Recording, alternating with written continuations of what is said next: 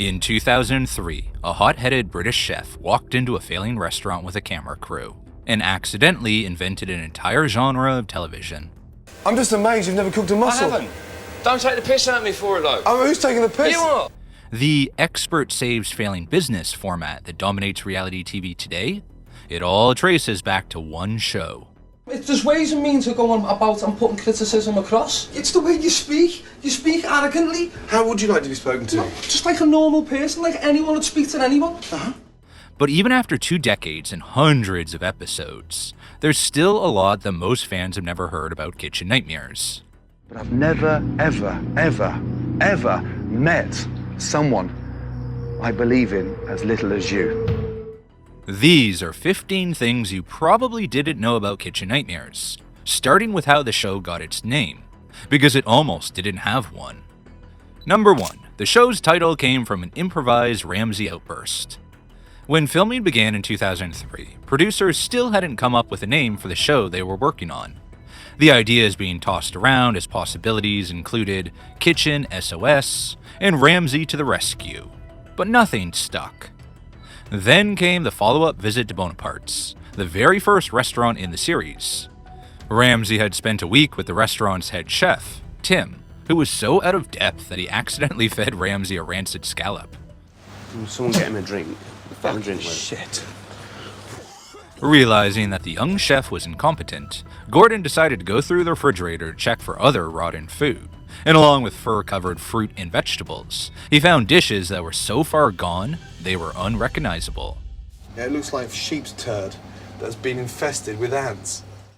After spending his initial visit teaching the kitchen team the importance of a clean, sanitary, and organized kitchen, Ramsay returned to Bonaparte's a month later, expecting progress, or at least hoping for it.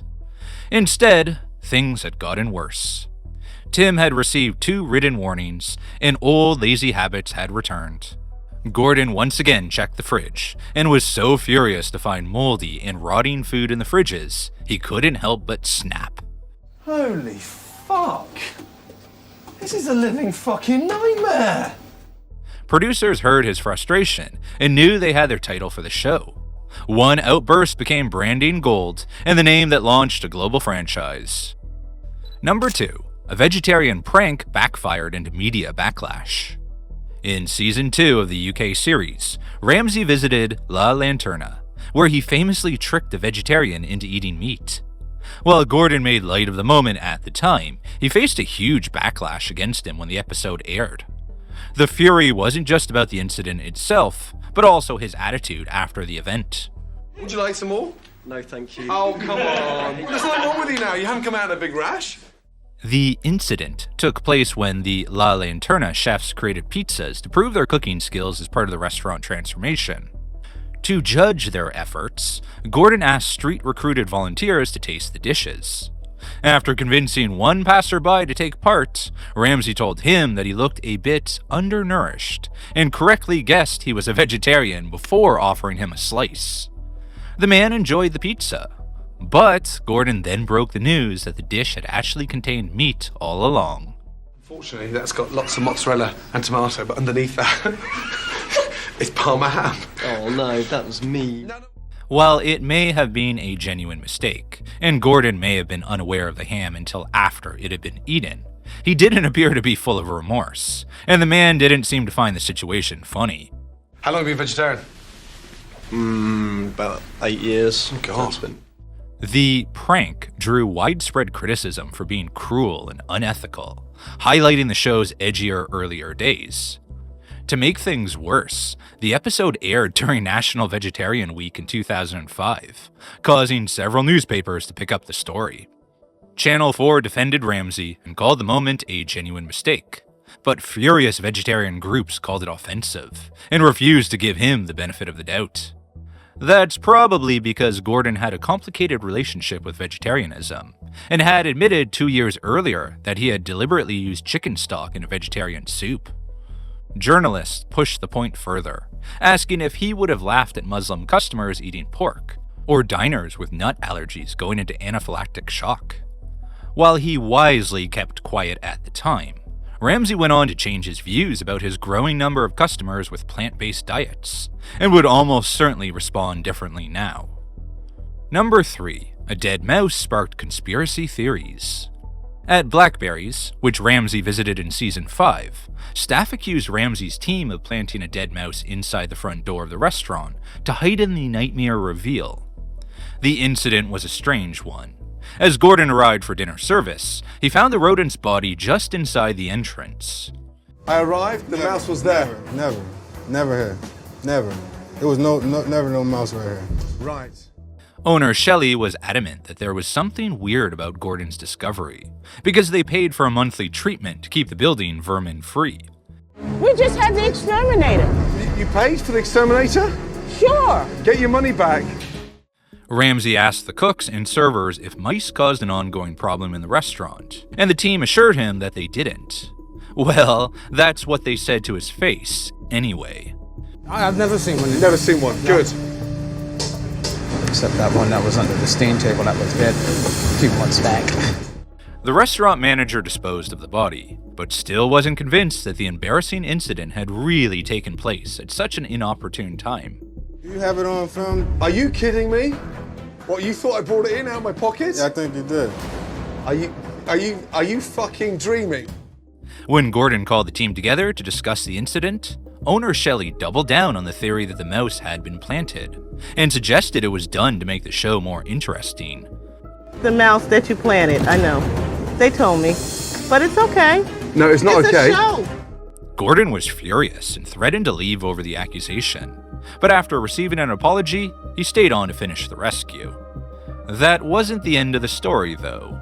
What became known as the mouse incident sparked widespread discussions online, with conspiracy theorists who had long believed that parts of the show were scripted and staged, using it as evidence to support their claims. It seems the Kitchen Nightmares team embraced the scandal themselves, as they didn't shy away from the controversy when they shared the content on YouTube. And when he was directly accused of not only planting the mouse, but acting badly when he faked the discovery, Gordon joked about carrying it around in his pocket. Blackberry's closed in 2013, 2 years after Gordon's visit, and the owners didn't blame negative or mouse-related publicity for the failure of the business. Online commentators have also come to Gordon's defense, pointing out that finding dead mice after an exterminator's visit is evidence they did their job. That mouse is still discussed by Reddit users over a decade later, and it's gone down in Kitchen Nightmares history as one of its most controversial moments. In a similar, but totally separate controversy, Kitchen Nightmares producers were sued in 2018 by the owners of New Orleans restaurant Oceana Grill, who claimed that they planted a mouse in a rodent trap during the filming of their episode in 2011. After Chef Ramsay's visit, they were extremely unhappy with their portrayal, which included Gordon gagging over the smell of seafood and finding a trap containing 3 long dead mice. They sued Kitchen Nightmares producers not once, but twice, and part of that lawsuit settlement means it's almost impossible to find footage of the incident, or any trace of the episode, online. Another owner who took his displeasure with his Kitchen Nightmares experience all the way to the courthouse was Mill Street Bistro's Joe Nagy. Gordon and Joe didn't see eye to eye, and it took a 2-part episode for him to get the stubborn owner to overcome his elk obsession and empty his freezer to focus on fresh food. And right now, you won't listen. And that's what's making my life a fucking nightmare. By the time Ramsay left the restaurant, though, it seemed the two men had come to an understanding. You delivered. Well, It was rough. it's over to you. Didn't have to be that rough, let me tell you, because you are Okay. one stubborn man. When Gordon's team moved out of the restaurant after filming, Joe came up with a list of complaints. Firstly, he wasn't happy with the finish the team left behind, where lights had been added to the overhead ceiling panels. And secondly, Nagy reported an expensive cooking pot missing, along with a plastic container filled with elk chops. Joe managed to continue his arguments with Chef Ramsay by filing a lawsuit against him for the damaged and missing items. Kitchen Nightmares producers covered the agreed payout, which was around $1,500 at the time, to make the lawsuit, and Nagy go away. But that wasn't Kitchen Nightmares' only brush with the law. 7 years earlier, in 2007, Gordon had visited Dylan's, an American and Indian restaurant in the heart of New York City. Despite having 3 managers, The kitchen was disgusting, and Ramsay quickly identified who he thought was doing the least work. After watching General Manager Martin Hyde get a head massage from a waitress and make several personal phone calls while the kitchen churned out rotten food, Gordon shared his opinion. Burgers kill people. I've never met a general manager so shit as you. General manager? General Tosspot.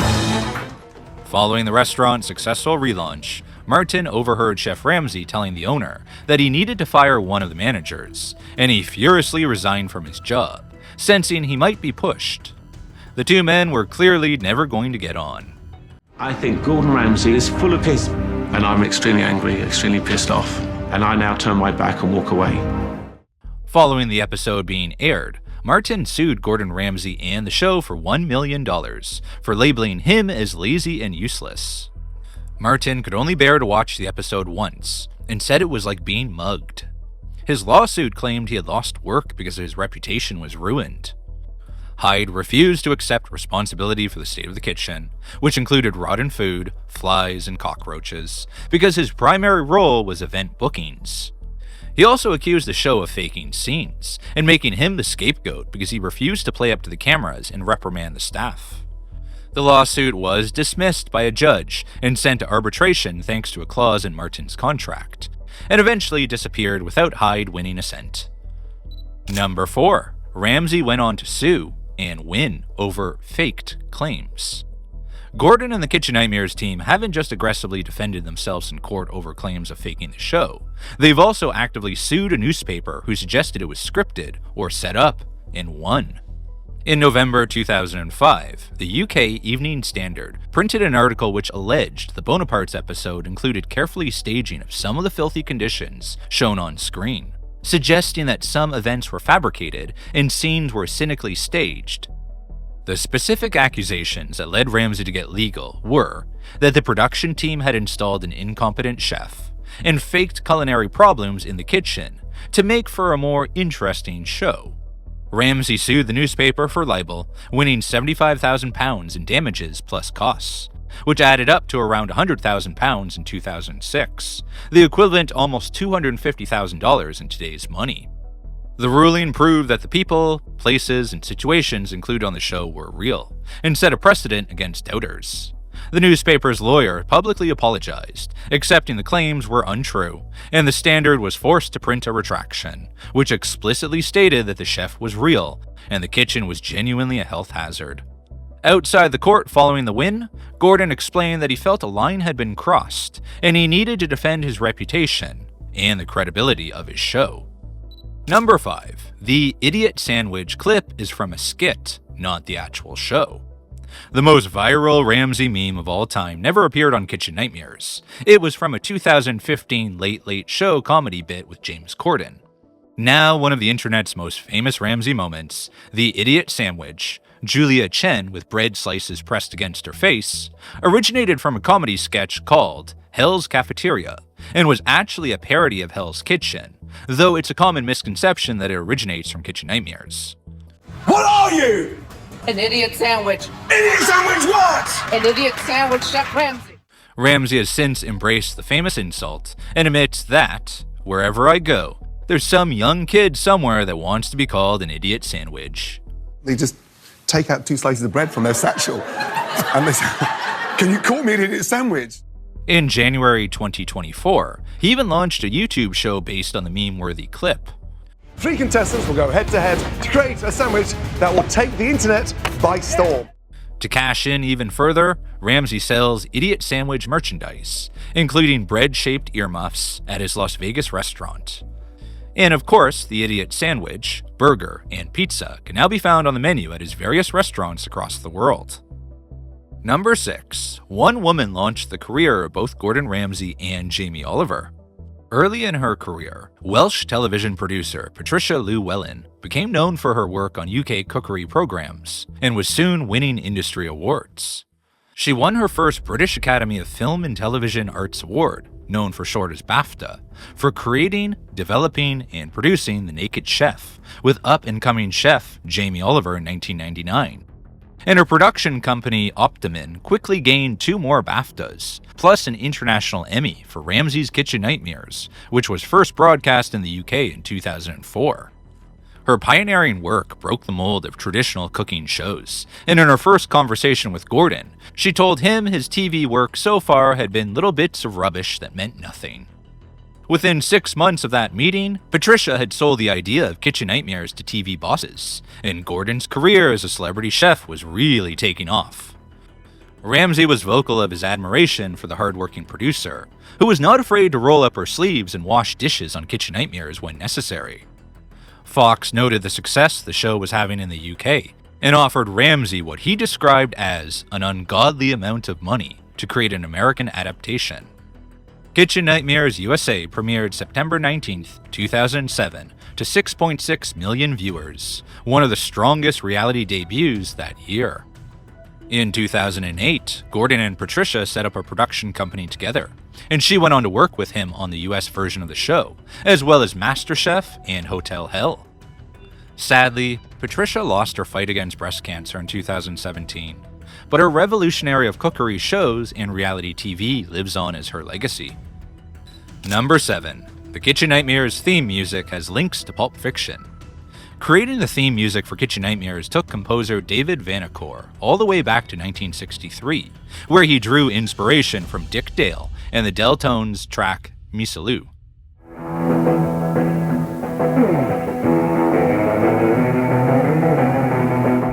The track originally appeared in the movie A Swingin' Affair, but the iconic surf rock instrumental was later made more famous when it was featured in the movie Pulp Fiction.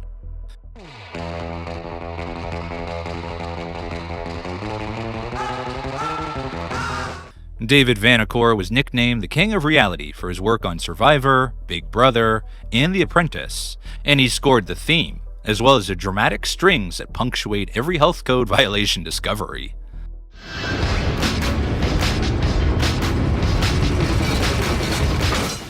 Some fans can't get enough of David's work, and have created full Kitchen Nightmares playlists by pulling the background music from each episode or series to enjoy as a soundtrack to their day. Number 8. Casting requires a 14-page application and psychological screening.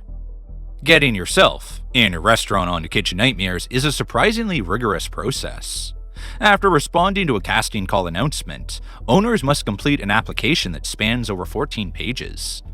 Along with all the information you would expect to share, like family, business, and financial details, the comprehensive screening asks applicants to share much more personal info too. Medical, psychological, and background investigations take place to protect both the owners putting their lives on TV and the production company, who want to be shielded from potential lawsuits. Even the customers dining during filming sign extensive waivers. Food blogger Jennifer Chi, who attended a taping, described signing our lives away on multiple waiver forms. Essentially, they can do whatever they want with your image with no compensation.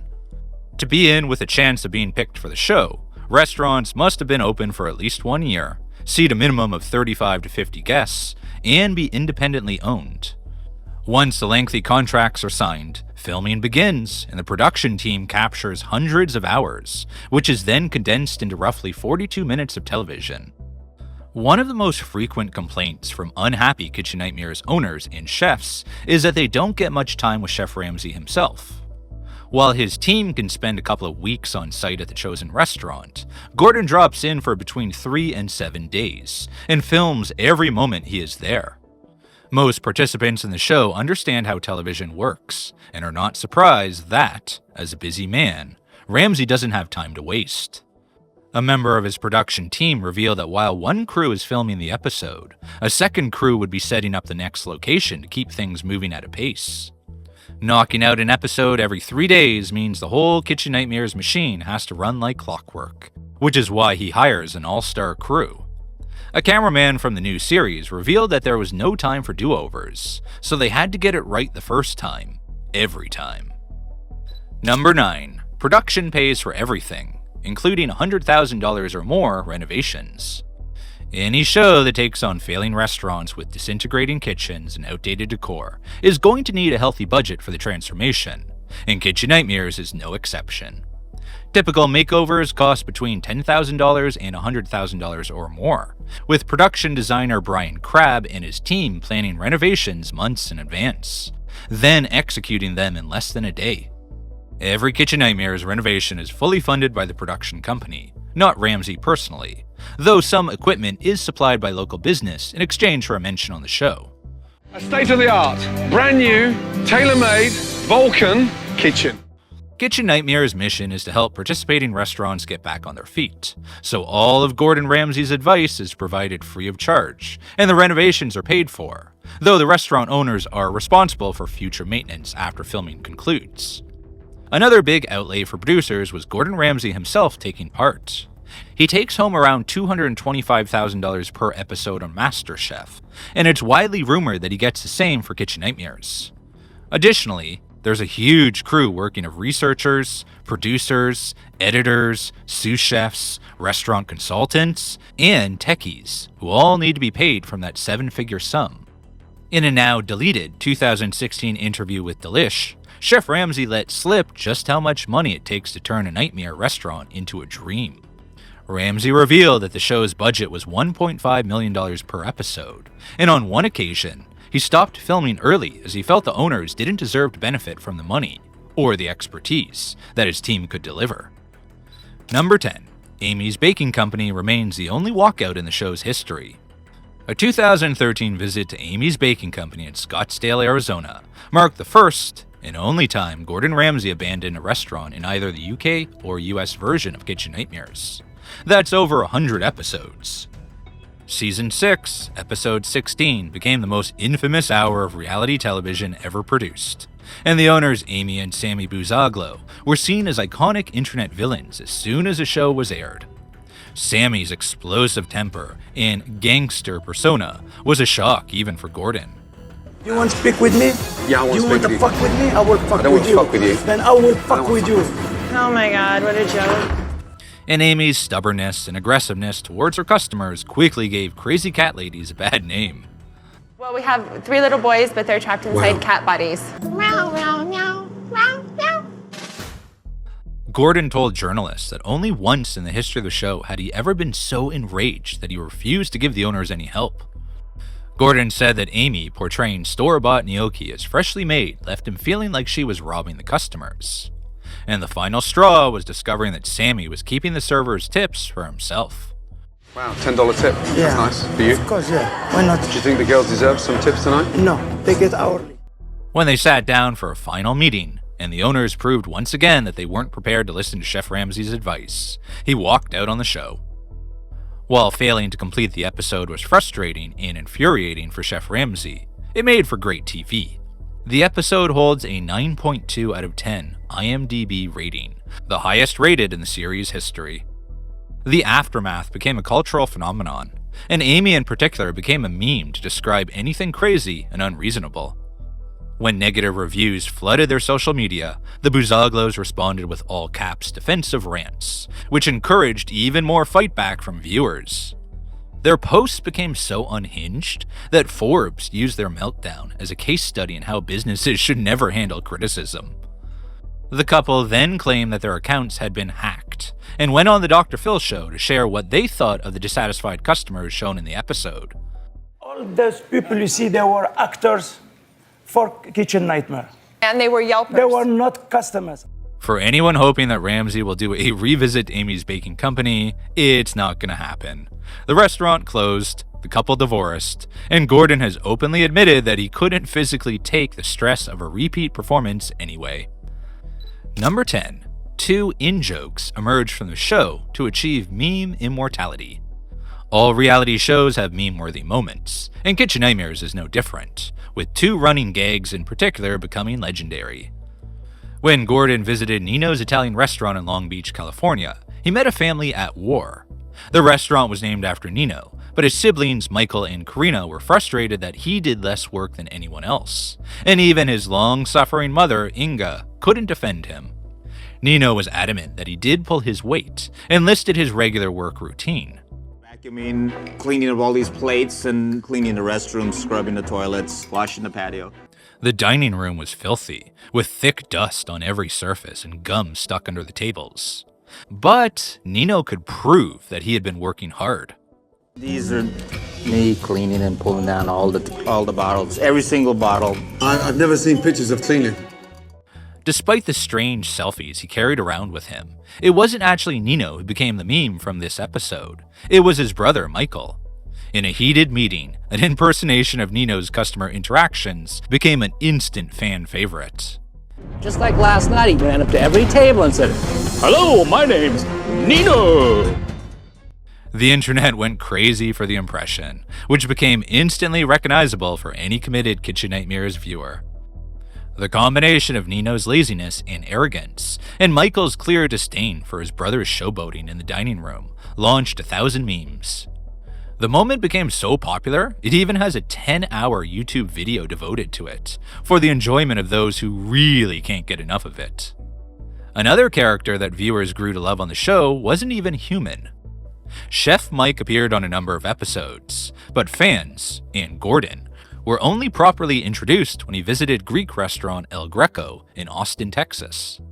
Everyone who's seen Kitchen Nightmares knows that Ramsay is not a fan of microwaves in the kitchen, and that there are a lot of chefs who seem to use nothing else. Is there anything today that I ate that wasn't microwaved? The salad. Jake, the chef at El Greco, was guilty of microwaving almost everything, to the point that there were holdups in the kitchen coming from a line forming at the overworked device. I'm not cooking it in the microwave. I'm reheating it in the microwave. Big difference. The microwave was such a hard-working member of staff at the restaurant, it had earned its own name, which Gordon discovered when he asked who had prepared his lunch. That's Chef Mike. Chef who? Chef Mike. It's a microwave.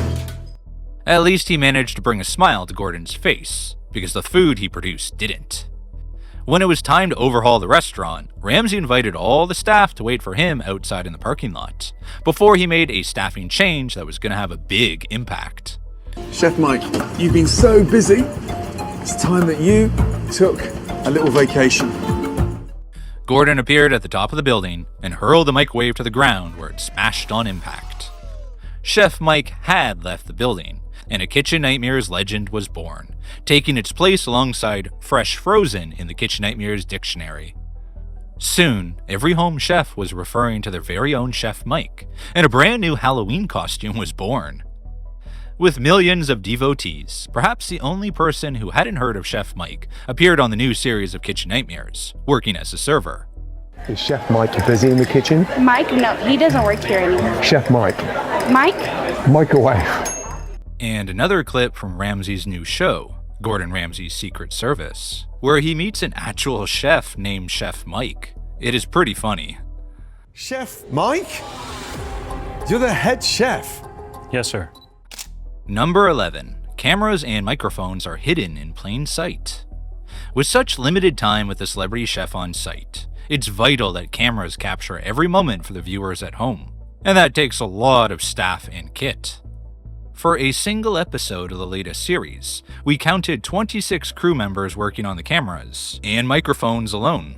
So it's not surprising we catch a glimpse every so often.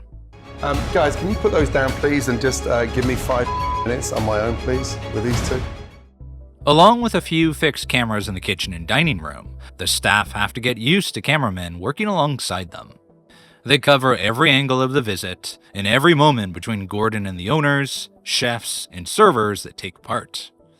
While the setup is obviously extremely technical, there are a few elements that are surprisingly basic, as one Kitchen Nightmares diner discovered. A huge security-type camera was pointed at their table to catch their reactions to dinner, but the microphone was far more subtle. In fact, if the crew had gone to a little more trouble to hide the wire, the customers may not have realized they were being listened to.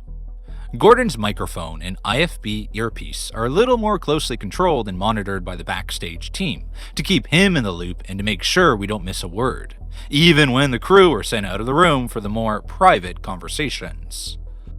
Number 12. One owner featured on the show was a mobster. In the very first Kitchen Nightmares episode filmed in the US, Gordon visited Peter's Italian restaurant in Babylon, New York, run by the Pellegrino family. Little did Ramsay know at the time, Peter himself was an associate of the Bonanno crime family, earning around $15,000 a week from bookmaking. Looking back at the episode, Peter was displaying some mobster characteristics. According to Cosa Nostra News, they pointed out that he wore expensive suits, drove a flashy Mercedes car, and gave away meals to diners who wouldn't struggle to pay the bill. But the real giveaway was repeated visitors by debt collectors, and Peter's volatile reaction. Scumbag, you always been a scumbag. You fucking talk to me like that again, you get hurt. You'll get fucking hurt. Now you ain't got me scared. Along with the bewildered customers in the dining room, Chef Ramsay clearly wasn't used to this kind of interruption during a dinner service, but Peter was. Get the fuck out! Who the fuck are you? Relax. Go, dear. Who the fuck are you, fucking tough guy? So who the fuck is he to come in my fucking place? Relax. Come on. Pellegrino wasn't happy with how he was portrayed during the episode, saying he'd been made to look like an animal in the edit. Peter was reportedly disowned by the Bonanos and the rest of New York's Cosa Nostra, and the family restaurant also closed, leaving him broke. But he managed to get back into the fold, as he was caught alongside members of the Bonanno family in an FBI wiretap in 2023. At the end of 2024, his fortunes changed following a reshuffle of the business, and Peter was given his own crew. According to Cosa Nostra News, he was promoted within the organization and is now splitting his time between Florida and Queens. Number 13. Most of the restaurants are now closed. Excluding the most recent seasons, only 16% of the restaurants Gordon visited remain open in 2025. That's just 12 of the original 77 he visited. That being said, less than 35% of US restaurants remain open after 10 years, and Ramsay was taking on projects that were already struggling. Some of the venues featured on the show couldn't even stay open to experience the sales boost that usually occurs after they appear on TV. Sushi Co. closed a few months after filming, and debts were too high for Lila's to stay open after their transformation took place, so they too closed before their episode aired. Number 14. Ramsay ended the show in anger. In 2017, Ramsay told the New York Daily News that he got so sick of being criticized over Kitchen Nightmare's failures, he woke up one morning and angrily decided he was done with the show. That abrupt decision was made after a visit to Le Dec in Cape Breton, France, for his Costa del Nightmares series, where he observed a difficult owner, Tim. Where's the fucking parsley? Get some parsley on here. And just smile and get your hooters out. His aggressive staff management left Gordon visibly uncomfortable. If you want to see me angry, I'll be fucking angry. I don't want it. And I've told you 100 times, and you still fucking do it! At the end of the week of filming with Tim, Gordon woke up to a revelation. He realized that he didn't have to take abuse from unpleasant owners anymore, and as it was his own show, he could just walk away. Kitchen Nightmares was sold to more than 150 countries, and Ramsay's partners, Fox, weren't delighted with the decision to end the show. Number 15. He then regretted his emotional decision. Gordon went on to regret the move, later admitting that he was wrong to act on emotion rather than strategy. He was right that it had been a strategic error. The ratings were huge, and the format was an award-winning one. The demand for bringing the show back has been off the charts. I am super busy. I operate just under 100 restaurants globally. Gordon's other show with a similar format, 24 Hours to Hell and Back, never reached the same popularity, and its ratings steadily decreased. So Kitchen Nightmares is back, and it seems to be going right back to the start, following the slower-paced UK format, which many fans have always dreamed would happen. The revival averages 1.5 million viewers, which is significantly lower than the original run's peak of 6.6 million, but strong enough for Fox to renew through season 10, which is due in 2026.